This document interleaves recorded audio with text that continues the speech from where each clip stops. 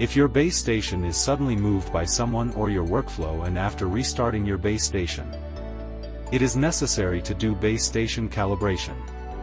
First, select Calibrate Point to enter the Calibrate Point interface.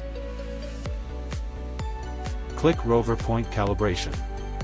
In the Known Point Coordinates field, click the shortcut button on the right to enter the point database and select the known point.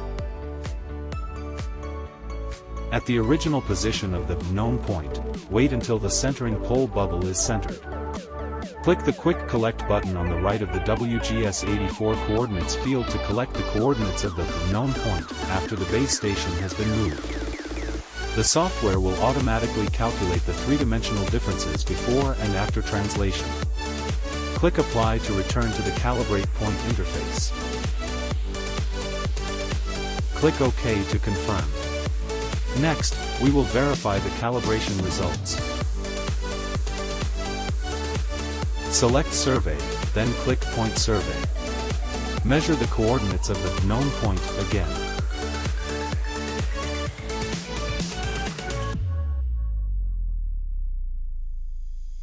Enter the point database to compare the known point coordinates before and after base station translation calibration. Point 1. Original known point coordinates. Point 2. Calibrated known point coordinates. You can see that the three-dimensional coordinates from the two measurements are nearly identical and within the allowable error range. That's it.